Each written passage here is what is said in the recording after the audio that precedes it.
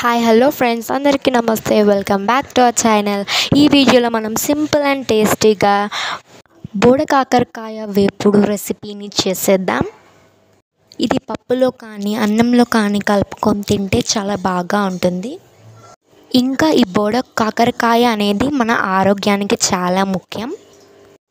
So ఇక ఎలా చేయాలో చూద్దాం. సో ఫస్ట్ మనం ఒక ప్యాన్ తీసుకొని లేదా కడాయి తీసుకొని దాంట్లో ఆయిల్ వేసుకోవాలి.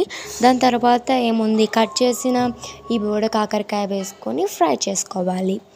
మనం స్టవ్ అనేది మీడియం ఫ్లేమ్లో పెట్టుకోవాలి.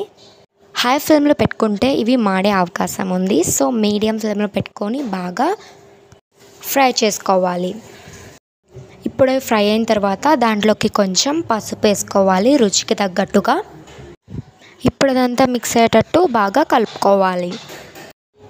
1 స్పూన్ అంతా కారం వేసుకుంటున్నాము. మీకు కారం ఎక్కువ వద్దనుకుంటే 1/2 స్పూన్ వేసుకొని కలుపుకోవచ్చు. సో ఇప్పుడు అదంతా మంచిగా కలుపుకుందాము. వేసుకొని చెప్పడం మర్చిపోయాను, ఫస్ట్లోనే మనం ఆయిల్ వేసుకున్న తర్వాత మనకి పచ్చిమిర్చి వేసుకోవాలంటే అది వేసుకోవచ్చు, లేకపోతే ఆనియన్ కూడా వేసుకోవచ్చు. మేము ఇక్కడ స్కిప్ చేసాము, అది టేస్ట్ ఇస్తుంది అన్నమాట. సో దాని తర్వాత ఇప్పుడు మనం ఉప్పు వేసుకొని బాగా కలుపుకోవాలి. అంతా కూడా ఇక్కడ చూపిస్తున్నట్టుగా కలుపుకోండి.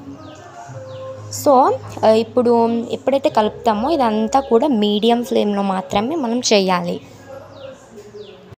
ఈ ఫ్రైలోకి మనం అల్లం పేస్ట్ వేసుకుంటే సూపర్ ఉంటుంది. మీరు స్కిప్ చేస్తే చేయొచ్చు. అల్లం పేస్ట్ వేసుకోవడం వలన మనకి హెల్దీ అండ్ టేస్టీ కూడా ఉంటుంది. అంతే, సింపుల్. ఇలా ఈజీగా మనం 10 మినిట్స్లోనే బోడ కాకరకాయ వేపుడిని చేసుకోవచ్చు. మీద లిడ్ పెట్టుకొని 5 మినిట్స్ వెయిట్ చేస్తే చాలు.